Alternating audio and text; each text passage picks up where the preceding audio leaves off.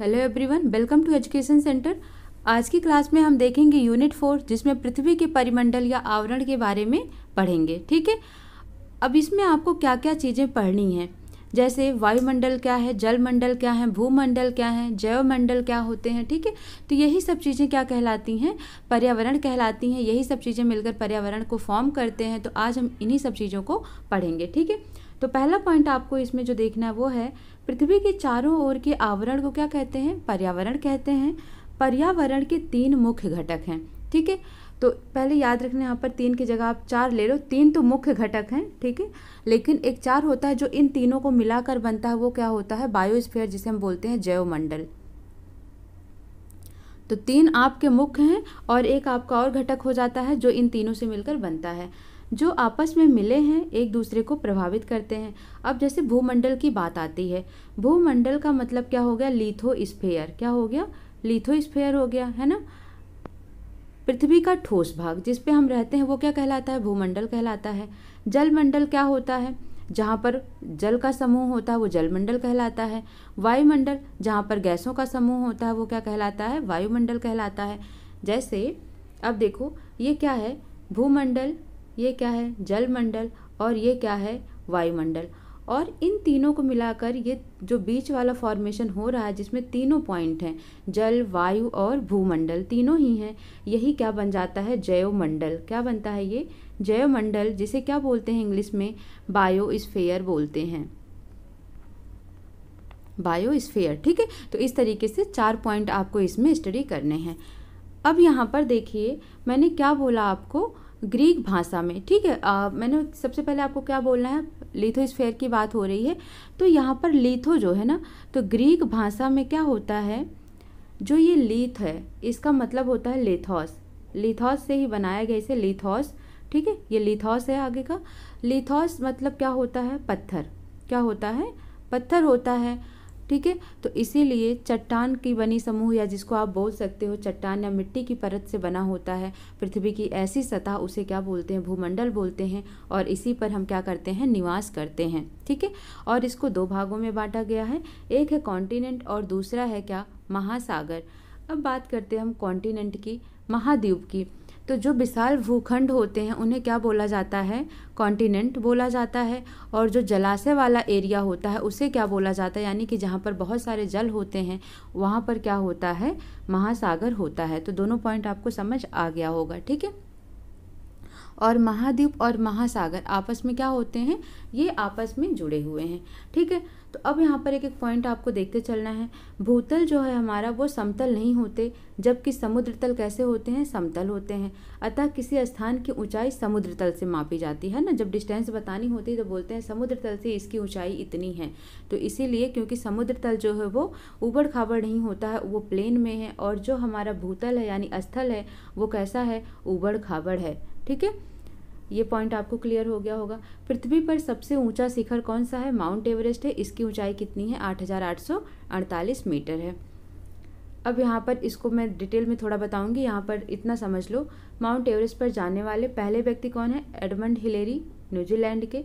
भारतीय व्यक्ति की बात करेगा तो तेंजिंग शेरपा हैं। और महिला की बात करेगा तो जुंको तबई, जो कि जापान से गई थी। और अगर भारतीय महिला की बात करेगा तो बछेंद्री पाल हैं, जो कि ये चारों ही क्या है, माउंट एवरेस्ट पर जाने वाले, ये वर्ल्ड के हैं। और ये कहाँ के, भारत के पहले व्यक्ति और पहले महिला हैं। ठीक है। अब हम बात करते हैं कॉन्टिनेंट की। तो कॉन्टिनेंट, महाद्वीप की अगर आप बात करोगे तो टोटल कितने महाद्वीप हैं, आपको याद रखना है 7 महाद्वीप हैं, 7 कॉन्टिनेंट है टोटल। ठीक है। और महाद्वीप किसे कहा जाता है, विशाल भूखंड को, जहाँ पर स्थल मंडल होता है उसे क्या बोला जाता है, कॉन्टिनेंट बोला जाता है। ठीक है। तो टोटल कितने हैं, 7 हैं, जिसमें से सबसे नए 5 पहले से जो 2 नए आए हैं उनके नाम क्या हैं, उत्तरी और दक्षिणी अमेरिका। ठीक है। उत्तरी एंड दक्षिणी अमेरिका, ये दोनों क्या हैं, लास्ट में जो सबसे नए ऐड हुए हैं कॉन्टिनेंट में वो हैं।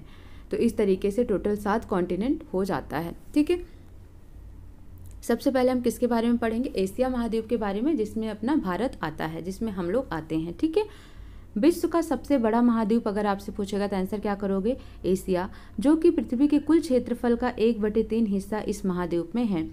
इसी महाद्वीप में तिब्बत का पठार भी है, जो कि विश्व का सबसे ऊंचा पठार है। ठीक है। अगर आपसे पूछता है कि संसार की छत किसे कहा जाता है, रूफ ऑफ द वर्ल्ड, संसार की छत, तब आपका आंसर क्या हो जाएगा, प्लेट्यू ऑफ तिब्बत, यानी कि तिब्बत के पठार को क्या बोलते हैं, संसार की छत बोलते हैं, विश्व का छत बोलते हैं। ठीक है। यूराल पर्वत एशिया और यूरोप को अलग करता है, ये भी पॉइंट आपको समझ आ गया होगा। नेक्स्ट आपको इसमें जो पॉइंट देखना है वो ये है कि सबसे लंबी, अगर इसको नोट कर लेना आप, सबसे लंबी पर्वत श्रृंखला, सबसे लंबी पर्वत श्रृंखला की बात करेगा कहाँ पर, एशिया महाद्वीप में। सबसे लंबी पर्वत श्रृंखला कौन सी है, हिमालय है। ठीक है, इसी में है ये। और आपको क्या याद रखना है, सबसे ऊंचा पर्वत वो भी कहाँ पर है, इसी महाद्वीप में है। और जो सबसे ऊंचा पर्वत है वो कौन सा है, माउंट एवरेस्ट है, वो भी कहाँ पर है, इसी महाद्वीप में है। तो ये वाला पॉइंट आपको, ये सारा पॉइंट इसी में ही नोट करना है, कहाँ पर, एशिया महाद्वीप में। ठीक है। उसके बाद हम बात करते हैं कि जो ये एशिया महाद्वीप है इससे कर्क रेखा होकर गुजरती है। ठीक है, इस महाद्वीप से कर्क रेखा होकर गुजरती है, मीन्स तीनों रेखाएं नहीं जाती, कर्क मकर विषुवत तीनों ही नहीं जाती। इस द्वीप से, केवल इस महाद्वीप से केवल और केवल ट्रॉपिक ऑफ कैंसर पास होती है। ठीक है, कर्क रेखा गुजरती है। अब एशिया में कुल कितने देश हैं ये भी याद रखना है, एशिया में कुल 48 देश हैं। ठीक है, उस तरह देखेंगे तो 54 है, लेकिन 54 में हमारे 6 वैलिड नहीं है, इसीलिए माना जाता है कि एशिया में कुल 48 देश हैं।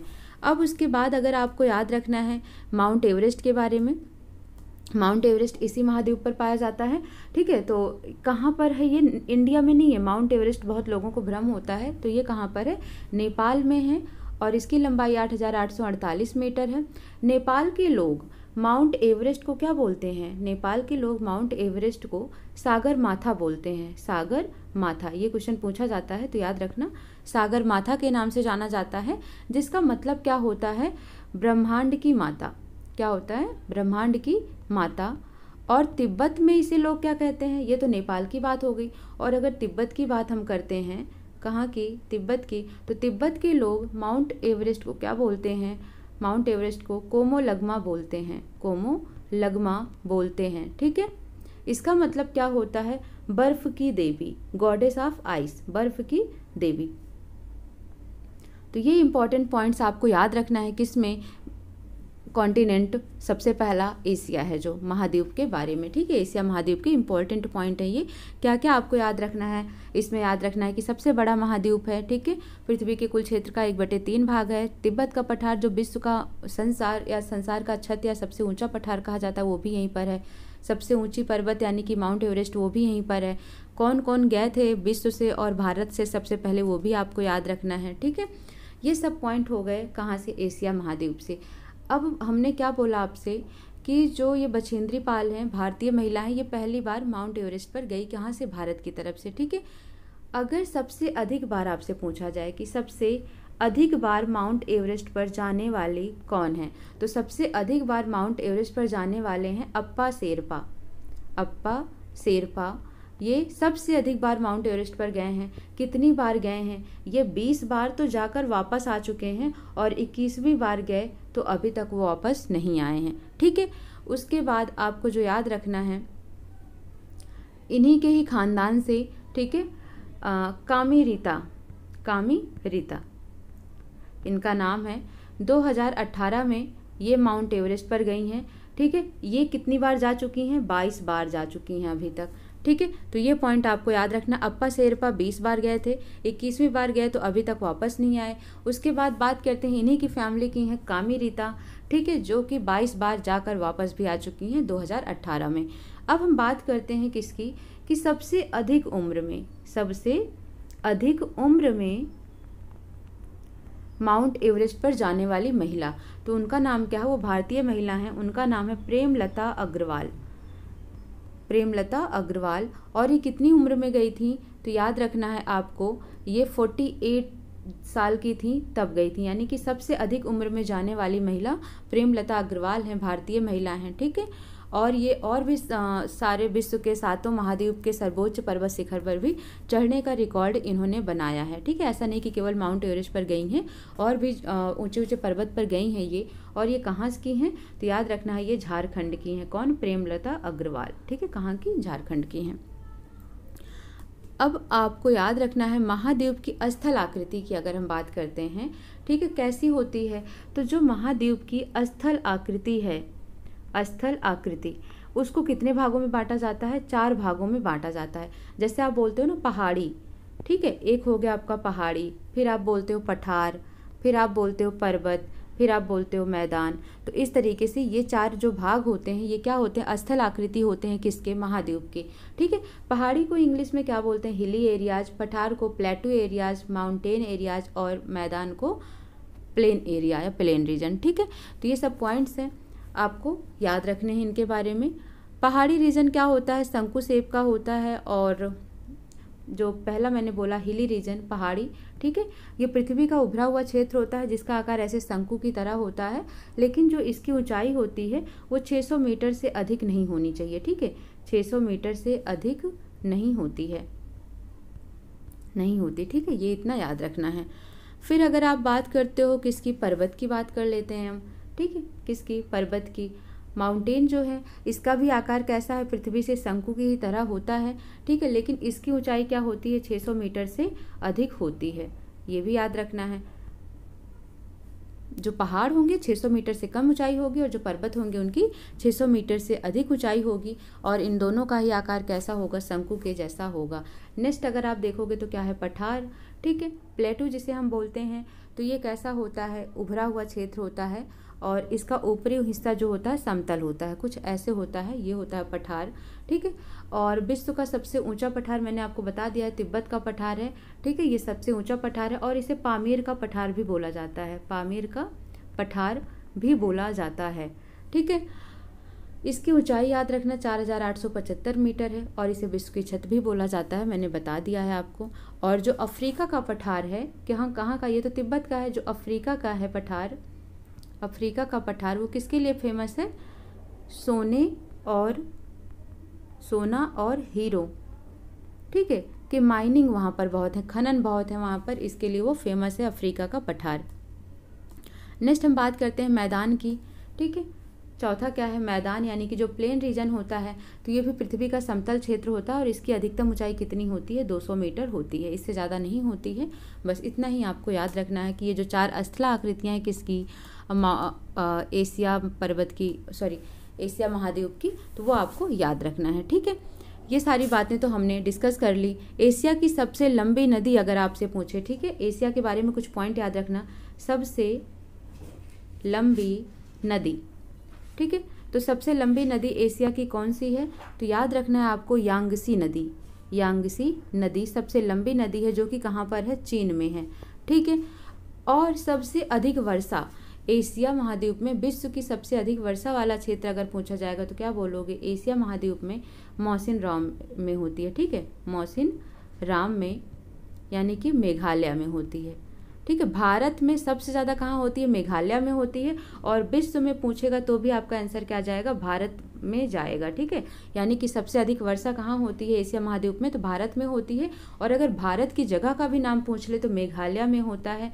मेघालय में एक जगह है मौसिन राम चेरापूंजी, ठीक है, वहाँ पर सबसे अधिक वर्षा होती है। ये चीज़ें आपको पता चल गई हैं, ठीक है। तो एशिया महाद्वीप के बारे में आपको इतने पॉइंट याद रखने हैं। नेक्स्ट आता है अफ्रीका महाद्वीप। क्या आता है आपका? अफ्रीका महाद्वीप आ गया। ये दूसरा सबसे बड़ा महाद्वीप है, ठीक है, और एक ऐसा मात्र महाद्वीप है, याद रखना है, जिस पे कर्क, विषुवत और मकर तीनों रेखाएं ही इस महाद्वीप से होकर गुजरती हैं, ठीक है। और सबसे लंबी पर्वत श्रृंखला, सबसे ऊंची पर्वत श्रृंखला की बात करेंगे तो क्या है? एटलस है। सबसे लंबी नदी कौन सी? नील नदी। कहाँ पर है? अफ्रीका महाद्वीप में है, जिसे मिस्र का वरदान भी कहा जाता है, ठीक है। ये पॉइंट आपको पता चल गया होगा, ये सारी बातें, ठीक है। अब इसके पहले आपने देखा तो उसमें 48 देश थे जो वैलिड थे, लेकिन यहाँ पर अफ्रीका महाद्वीप में टोटल 47 देश हैं जो वैलिड हैं, ठीक है। इसीलिए ये विश्व का दूसरा सबसे बड़ा महाद्वीप, ये दूसरा सबसे बड़ा महाद्वीप कहलाता है। कौन? अफ्रीका महाद्वीप, ठीक है। और यहाँ पर अब जो आपको पॉइंट याद रखना वो ये है कि सहारा मरुस्थल विश्व का सबसे गर्म रेगिस्तान है, वो भी कहाँ पर है? यहीं पर है। और जो ये नील नदी है ना, ये कहाँ से निकलती है? कहाँ से निकलती है? तो ये भी पॉइंट याद रखना, विक्टोरिया झील से निकलती है, विक्टोरिया झील से निकलती है, और इसे ही मिस्र का वरदान कहा जाता है, ठीक है। और ये किस बांध पर बनाई गई है, तो ओसवान बांध पर बनी हुई है। ठीक है, ओसवान बांध। तो क्या क्या पॉइंट नील नदी के बारे में याद रखना है कि विश्व की सबसे लंबी नदी है और मिस्र का वरदान कहा जाता है, विक्टोरिया झील से निकलती है, आसवान बांध पर बनाया गया है। ये इतना पॉइंट आपको याद रखना है नील नदी के बारे में। अब हम बात कर लेते हैं सहारा मरुस्थल के बारे में कुछ पॉइंट। ठीक है, जो ये सहारा मरुस्थल है, ये विश्व का सबसे गर्म रेगिस्तान कहा जाता है और यह विश्व का सबसे बड़ा मरुस्थल भी है। ठीक है, सबसे बड़ा मरुस्थल अगर आपसे पूछेगा तो आप क्या आंसर करोगे, सहारा मरुस्थल करोगे। इसका कुल क्षेत्रफल याद रखना है आपको कितना है, 84 लाख किलोमीटर स्क्वायर। ठीक है, किसका, सहारा मरुस्थल का।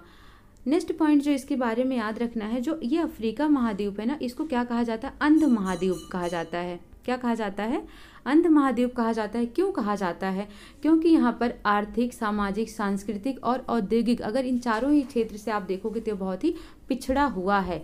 ठीक है, नेक्स्ट अगर बात करोगे तो कांगो नदी के बारे में हम कुछ डिस्कस कर लेते हैं। कांगो नदी कहाँ पर है, अफ्रीका में है और यह विषुवत रेखा को, ये पॉइंट बहुत इंपॉर्टेंट है, यह विषुवत रेखा को यानी इक्वेटर लाइन को, विषुवत रेखा को 2 बार काटती है। कितनी बार, 2 बार काटती है। ठीक है, ये पॉइंट याद रखना है किसके बारे में, कांगो नदी के बारे में। कांगो नदी विषुवत रेखा को 2 बार काटती है और इसी में ही है एक लिम्पोजो नदी। ये भी क्वेश्चन आपका इंपॉर्टेंट है। ये भी कहाँ पर है, अफ्रीका में है, लेकिन ये किसको 2 बार काटती है, तो ये मकर रेखा को 2 बार काटती है। ये मकर रेखा को 2 बार काटती है। ठीक है, समझ आ गया होगा। कांगो नदी विषुवत रेखा को 2 बार, लिम्पोजो नदी मकर रेखा को 2 बार काटती है। आपने सवाना घास सुना है। ठीक है, तो उष्ण घास का मैदान जो कि कहाँ पर है, अफ्रीका में है, उसे क्या बोला जाता है, सवाना बोला जाता है। ये पॉइंट पूछा जाता है आपसे। और जो शीतोष्ण यानी कि कम ठंडी और कम गर्मी दोनों का ही मिश्रण वाला होता है, शीतोष्ण घास के मैदान को क्या बोला जाता है, बेल्ट बोला जाता है। तो उष्ण घास की मैदान सवाना और शीतोष्ण घास की मैदान जो कि अफ्रीका में, उसे क्या बोलते हैं, बेल्ट बोलते हैं। ठीक है, अफ्रीका में मुख्य जनजातियां, अफ्रीका की कुछ जनजातियां हैं, उनकी भी नाम याद कर लो। अफ्रीका की जनजातियां कौन कौन सी हैं, बुशमैन। ठीक है, एक ये जनजाति हो गई, पिग्मी और क्या हो गया, बद्दू। ठीक है, ये 3 तरह की जनजातियां हो गई जो कि कहाँ पर हैं, अफ्रीका में पाई जाती हैं। बहुत ही इंपॉर्टेंट है, इसको आप अच्छे से याद कर लेना। नेक्स्ट अगर हम बात करते हैं, विश्व का सबसे गर्म स्थल क्या है, अल अजीजिया। क्या है, विश्व का, लिख लो, विश्व का सबसे गर्म स्थल। ठीक है, क्या है उसका नाम, अल अजीजिया। कहाँ पर है, ये अफ्रीका में है। ठीक है, और सबसे अधिक तापमान यहाँ पर 58 डिग्री सेल्सियस 1922 में रिकॉर्ड किया गया था। ठीक है, इसीलिए इसको सबसे गर्म जगह बोला जाता है। अब यहाँ पर कुछ और पॉइंट आपको याद रखना है। जो दक्षिण अफ्रीका है, अभी तक आप अफ्रीका महाद्वीप के बारे में पढ़ रहे थे, अब इसके पॉइंट पढ़ो कि जो दक्षिण अफ्रीका है, कौन, दक्षिण अफ्रीका। ठीक है, वहाँ एक जगह है, क्या नाम है उसका, जोहान्सबर्ग। इसको क्या बोलते हैं, स्वर्ण नगरी के नाम से जानते हैं, स्वर्ण नगरी। तो स्वर्ण नगरी कहाँ पर है, दक्षिण अफ्रीका में, जिसे किस नाम से जानते हैं, जोहान्सबर्ग के नाम से जानते हैं। और जो हीरा नगरी है, दक्षिण अफ्रीका में जो हीरा नगरी है, उसे किस नाम से जानते हैं, किम्बरले नाम से जानते हैं, किम्बरले नाम से जानते हैं। ठीक है, और विश्व का जो सबसे बड़ा हीरा है वो कहाँ पर है, दक्षिण अफ्रीका में 1905 में निकाला गया था। ठीक है, सबसे बड़ा हीरा, क्या नाम था उसका, सबसे बड़ा हीरा। ठीक है, उसका नाम क्या था, कुलीनॉन हीरा था, सबसे बड़ा हीरा है ये, जो कि 1905 में दक्षिण अफ्रीका के खान, कौन से खान से, प्रीमियर खान से निकाला गया था। कौन सा हीरा, कुलीनॉन हीरा प्रीमियम खान से निकाला गया था 1905 में। विश्व का सबसे बड़ा हीरा है। ये किसके नाम पर रखा गया था, यानी कि जो इसकी खोज किए थे वो कौन थे, सर थॉमस कुलीनॉन, और इन्हीं के नाम पे ही फिर इसका नाम रख दिया गया था। ठीक है, ये इतना पॉइंट हो गया। अब बात आती है स्वेज नहर की। तो आपने स्वेज नहर के बारे में भी सुना है। तो ये कहाँ है? अफ्रीका के मिस्र में। अफ्रीका के मिस्र में क्या है? स्वेज नहर है। और यह क्या करती है? बहुत इंपॉर्टेंट है कि स्वेज नहर जो है ये रेड सी, लाल सागर और क्या करती है? भूमध्य सागर को आपस में जोड़ती है। लाल सागर और भूमध्य सागर को आपस में जोड़ने वाली नहर कौन सी है? स्वेज नहर है। इसका निर्माण कब हुआ था? 1869 में किया गया था, ठीक है। और इस नहर के निर्माण के कारण ही भारत में कितने किलोमीटर की बचत हुई? 7000 किलोमीटर की बचत होती है, ठीक है। और इस नहर की लंबाई कितनी है? 169 किलोमीटर है। किस नहर की? स्वेज नहर की। स्वेज नहर की लंबाई कितनी है? 169 किलोमीटर है, ठीक है। और ये क्या करती है? लाल सागर और भूमध्य सागर को आपस में जोड़ती है। अब हम बात कर लेते हैं कि अफ्रीका का जो कांगो राज्य है, कौन सा राज्य? कांगो राज्य बहुत ही गरीब राज्य है, ठीक है। इसे वनों का देश भी बोला जाता है, वनों का देश भी बोला जाता है, ठीक है। तो इतना पॉइंट आपको याद रखना है किसके बारे में? अफ्रीका महाद्वीप के बारे में। और जितने पॉइंट हैं सब इम्पॉर्टेंट हैं, एग्जाम में आपसे पूछ लिए जाते हैं, ठीक है। नेक्स्ट हम देखते हैं किसके बारे में? उत्तरी अमेरिका के बारे में, नॉर्दर्न अमेरिका। नॉर्दर्न अमेरिका के बारे में देखते हैं, ठीक है। ये तीसरा बड़ा महाद्वीप है। और इसकी खोज किसने की? पहले ये देख लो। इसकी खोज की थी कोलंबस ने। किसने की थी? कोलंबस ने की थी। कब किया था? 1492 में किया था, ठीक है। अब ये जो पर्वत है ना, रॉकी पर्वत श्रृंखला सबसे बड़ी पर्वत श्रृंखला है किस पर? अमेरिका पर। और यहाँ पर कुल कितने देश हैं? 29 देश हैं, ठीक है। जैसे आपने देखा एशिया में 48, फिर उसके बाद अफ्रीका में 47, अमेरिका में 29 देश हैं, ठीक है। और इसमें सबसे बड़ा देश अगर पूछा जाए, सबसे बड़ा शहर कौन है? कनाडा है, ठीक है। इतना पॉइंट आपको याद रखना है उत्तरी अमेरिका के बारे में। अब कुछ और पॉइंट देख लो। उत्तरी अमेरिका व दक्षिणी अमेरिका का पनामा स्थल जनसंधि आपस में जोड़ती है, यानी कि ये उत्तरी अमेरिका है, दक्षिणी अमेरिका, और यहाँ पर पनामा स्थल संधि, एक जल संधि होती है जो जल से जोड़ती है दो स्टेट को, दो जगह को, और एक होती है जो जल से जोड़ती है तो उसे जल संधि बोलते हैं, ठीक है। स्थल संधि भूमि का एक संकरा भाग होता है जो बड़े भूभागों को आपस में जोड़ती है। और अगर जल संधि होता तो जल का भाग हो जाता जो दो बड़े भूभागों को आपस में जोड़ता, ठीक है। तो इस तरह उत्तर अमेरिका के बारे में आपको इतने पॉइंट याद रखने हैं। अब यहाँ पर आपको एक नाम याद रखना है किसके बारे में? कि उत्तरी अमेरिका यानी कि जो ये संयुक्त राज्य अमेरिका है, इसके दक्षिण पूर्वी तट पर, कहाँ पर? दक्षिण पूर्व तट पर चलने वाले चक्रवात कौन से हैं? चलने वाले चक्रवात, साइक्लोन की बात हो रही है यहाँ पर, कौन से हैं? हरिकेन। हरिकेन कहाँ का चक्रवात है? अमेरिका का। या फिर टारनेडो, ठीक है, टारनेडो। तो ये दो तरीके के चक्रवात हैं जो कि अमेरिका के चक्रवात कहे जाते हैं। और सबसे ऊंचा पर्वत है इस पर, उसका नाम है माउंट मैकिले। माउंट मैकिले जो कि उत्तरी अमेरिका का सबसे ऊंचा पर्वत है। और ये कहाँ पर है? ये अलास्का में है। कहाँ पर? अलास्का में है। तो ये पॉइंट आपको याद रखना है किसके बारे में? उत्तरी अमेरिका के बारे में याद रखना है, ठीक है। अब यहाँ पर भी जो घास की मैदान होती है, जैसे आपने अफ्रीका में देखा सवाना और वेल्ड, वैसे ही जो उत्तरी अमेरिका की शीतोष्ण घास की मैदान है, जो अफ्रीका में शीतोष्ण घास की मैदान उसको क्या बोलते हैं? बेल्ट। और जो उष्ण घास की मैदान होती है उसको सवाना बोलते हैं। लेकिन उत्तरी अमेरिका में जो शीतोष्ण घास की मैदान होती है उसको क्या बोलते हैं? प्रेपरी बोलते हैं, प्रेपरी। और जो यहाँ की प्रजातियाँ हैं, ठीक है, कौन प्रजातियाँ? जैसे वहाँ की कौन कौन थी? बद्दू, पिगमस, ठीक है। तो यहाँ की जो प्रजातियाँ हैं इसमें रेड इंडियन और निग्रो, ये दो प्रजातियां हैं यहाँ की जो ज़्यादा फेमस हैं। अमेरिका की प्रमुख प्रजातियों में रेड इंडियन और निग्रो हैं। निग्रो जो है ये कहाँ से हैं? ये पश्चिमी द्वीप से आए हैं। और रेड इंडियन, इनका जो ओरिजिन है वो कहाँ से है? भारत से है, ठीक है। अब बात करते हैं संसार का सबसे बड़ा बंदरगाह, कौन सा? न्यूयॉर्क बंदरगाह सबसे बड़ा पोर्ट है। ये कहाँ पर है? ये भी अमेरिका में ही है। और क्या याद रखना है?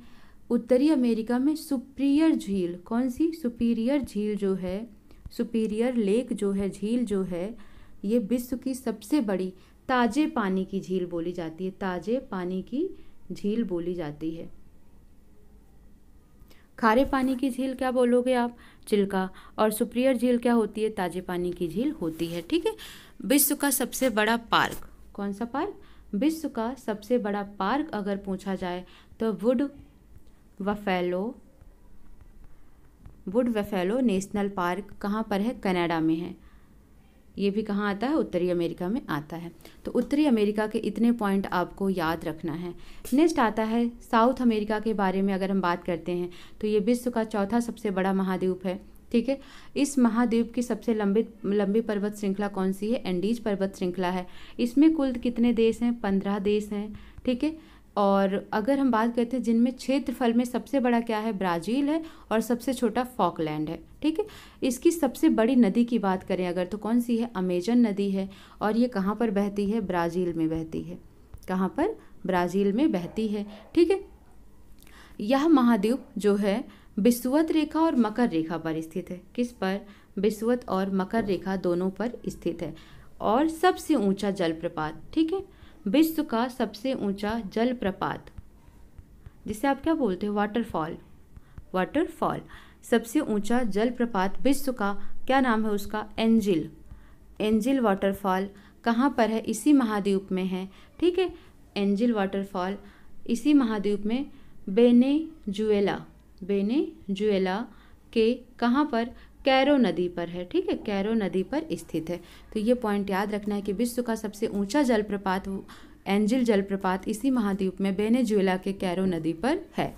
ठीक है, और अगर पूछता है आपसे भारत का सबसे ऊंचा वाटरफॉल जलप्रपात तो आप क्या बोलोगे? जोग जलप्रपात। क्या है? जोग जलप्रपात। ये कहाँ पर है? इसे गरसोप्पा भी बोला जाता है। ये शरावती नदी पर है। ठीक है, ये चीज़ें आपको याद रखनी हैं। अब जो दक्षिण अमेरिका में घास के मैदान हैं, कौन से घास के मैदान? उष्ण घास के मैदान। इसको क्या बोला जाता है? पंपास। ठीक है, हो गया याद आपको। यहाँ पर जो था उत्तरी अमेरिका में इसे प्रेयरी बोलते हैं। ये क्या था? ये शीतोष्ण था और ये उष्ण है, इसे पंपास के नाम से जाना जाता है। पंपास को अर्जेंटीना का हार्ट भी कहा जाता है, हृदय भी कहा जाता है। ठीक है, क्योंकि इन घास के मैदानों में सबसे अधिक पशु फार्म बनाए जाते हैं और सबसे अधिक कॉफ़ी का उत्पादन अगर पूछता है तो वो भी कहाँ होता है? ब्राज़ील में होता है। ये भी दक्षिण अमेरिका का पार्ट है। ब्राज़ील सबसे ज़्यादा कॉफ़ी का प्रोडक्शन होता है यहाँ पर। ठीक है, अब हम बात कर लेते हैं 5वें सबसे बड़े महाद्वीप की, अंटार्कटिका की। ये 5वां महाद्वीप है। पूर्ण रूप से दक्षिणी गोलार्ध में है। कोई भी रेखा यहाँ से नहीं गुजरती, ना तो कर्क, ना तो मकर, ना तो विषुवत। इसे सफ़ेद महाद्वीप कहते हैं। क्वेश्चन पूछा जाता है कि ऐसा कौन सा महाद्वीप है जिसे सफ़ेद महाद्वीप कहते हैं? क्यों कहते हैं? क्योंकि ये बर्फ़ से ढका हुआ रहता है। लेकिन बहुत से देशों ने अपना यहाँ पर क्या किया है? रिसर्च सेंटर, अनुसंधान केंद्र खोल रखा है। और भारत के भी 2 अनुसंधान केंद्र, दक्षिण गंगोत्री और भारती, यहाँ पर खोले गए थे। ठीक है, अब इसके बारे में भी कुछ पॉइंट और नोट कर लो। अब यहाँ पर याद रखना है आपको जो वो ये है कि यहाँ पर हमने क्या बोला? दक्षिण गंगोत्री और भारती के बारे में बोला। ठीक है, तो भारत ने सबसे पहले अंटार्कटिका का रिसर्च सेंटर क्या खोला था? दक्षिण गंगोत्री खोला था। ठीक है, लेकिन 2011 में ये डिस्ट्रॉय हो गया। क्या हो गया? ये डिस्ट्रॉय हो गया, ख़त्म हो गया ये। ठीक है, तो अब इसको किस नाम से रिप्लेस कर दिया गया? भारती। तो यही दक्षिण गंगोत्री ही है, भारती के नाम से जाना जाता है। पहले ये दक्षिण गंगोत्री था, 2011 में ये क्या हुआ? डिस्ट्रॉय हो गया और इसको रिप्लेस कर दिया गया फिर भारती से। ठीक है, तो ये हो गया हमारा 5वां कॉन्टिनेंट। नेक्स्ट आता है 6ठा कॉन्टिनेंट जिसे हम क्या बोलते हैं? यूरोप बोलते हैं।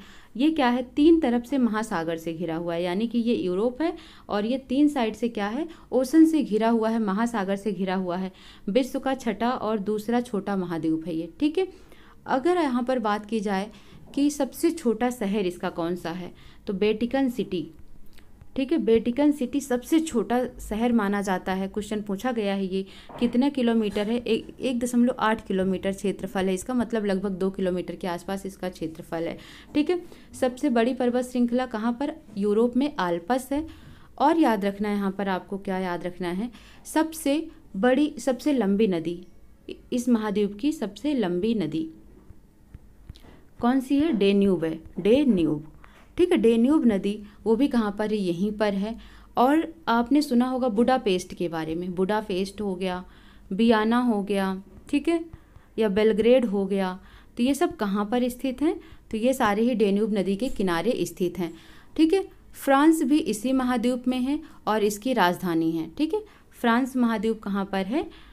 यूरोप में ही है और इसकी राजधानी क्या है? पेरिस है। ठीक है, याद रखना ये भी कि फ्रांस कहाँ का पार्ट है? यूरोप का पार्ट है। इसकी राजधानी क्या है? पेरिस है। यह सीन नदी के किनारे स्थित है। कहाँ पर? सीन नदी के किनारे, यानी कि सीन रिवर के किनारे ये स्थित है। पेरिस क्या है? विश्व का सबसे सुंदर नगर है और इसीलिए इसको फैशन नगरी के नाम से जाना जाता है। फैशन नगरी के नाम से जाना जाता है। ठीक है, ये पॉइंट भी आपको समझ आ गया होगा। फ्रांस में ही सबसे अधिक शैंपियन शराब बनती है। ठीक है, फ्रांस में कौन सी शराब बनती है? शैंपियन शराब सबसे ज़्यादा बनती है। इसीलिए फ्रांस को क्या बोला जाता है? सुरा और सुंदरियों का देश बोला जाता है। ठीक है, ये भी पॉइंट आपको याद रखना है। फिर हम बात कर लेते हैं कि यूक्रेन कहाँ पर है। तो आप क्या बोलोगे? यूक्रेन गणराज्य कहाँ पर है? यूरोप में है। यूक्रेन गणराज्य कहाँ पर है? यूरोप में है, जिसमें प्रति हेक्टेयर गेहूं का उत्पादन विश्व में सबसे अधिक होता है। गेहूं का सबसे ज़्यादा प्रोडक्शन कहाँ होता है? यूक्रेन में होता है और यूक्रेन में विश्व का अन्न भंडार कहा जाता है। ठीक है, अन्न भंडार। अन्न भंडार किसे कहा जाता है विश्व का? तो वो कहा जाता है यूक्रेन को कहा जाता है और इसे ही रोटी की डलिया भी कहा जाता है। रोटी की डलिया, क्योंकि सबसे ज़्यादा यहाँ गेहूँ प्रोड्यूस होता है। और इटली जो है, कौन? इटली। इटली को यूरोप का भारत भी कहा जाता है। भारत कहा जाता है। ठीक है, क्योंकि जो इटली है ना, वो भी भारत की तरह क्या है? कृषि प्रधान देश है और भारत भी क्या है? कृषि प्रधान देश है। अब जो ये इटली है ना, इटली में क्या है? सबसे अधिक अंगूर का उत्पादन होता है। यूक्रेन में सबसे ज़्यादा गेहूं का और इटली में सबसे अधिक अंगूर का उत्पादन होता है। ठीक है, और जो ये पो नदी है, पो नदी वो कहाँ बहती है? इटली में ही बहती है। और इटली की गंगा, पो नदी को क्या कहते हैं? इटली की गंगा कहते हैं। तो इटली के बारे में याद रखना। इटली में सबसे ज़्यादा क्या प्रोड्यूस किया जाता है? अंगूर। और ये कहाँ पर स्थित है? पो नदी के किनारे। और पो नदी को इटली की गंगा भी कहा जाता है। ठीक है, तो ये सारे पॉइंट हो गए जो आपको किसके बारे में याद रखना है? यूरोप के बारे में। नेक्स्ट है ऑस्ट्रेलिया। ऑस्ट्रेलिया क्या है? ये चारों तरफ से महासागर से घिरा है। ये है ऑस्ट्रेलिया और ये चारों तरफ से किससे घिरा है? ओशन से। यूरोप क्या था? 3 साइड से, लेकिन ये चारों साइड से ओशन से घिरा हुआ है। सबसे छोटा महाद्वीप है और पूर्ण रूप से दक्षिणी गोलार्ध में है। ठीक है, लेकिन इसके मध्य में मकर रेखा गुजरती है। इसे द्वीपीय महाद्वीप कहते हैं क्योंकि यह चारों ओर किससे घिरा हुआ है? जल से घिरा हुआ है।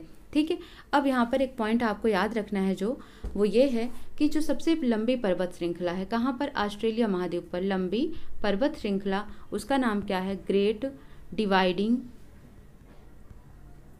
रेंज। ठीक है, ग्रेट डिवाइडिंग रेंज जो है ये ऑस्ट्रेलिया की सबसे लंबी पर्वत श्रृंखला है और इस महाद्वीप पर 2 डिजर्ट यानी कि 2 मरुस्थल पाए जाते हैं। उनके नाम याद रखना है। एक का नाम है गिब्सन और दूसरे का नाम क्या है? विक्टोरिया। ठीक है, ये 2 मरुस्थल हैं जो कि कहाँ पर पाए जाते हैं? ऑस्ट्रेलिया महाद्वीप पर पाए जाते हैं। और आपको इनके बारे में एक पॉइंट याद रखना है। ऑस्ट्रेलिया इस महाद्वीप को क्या बोलते हैं? कंगारुओं की भूमि बोलते हैं।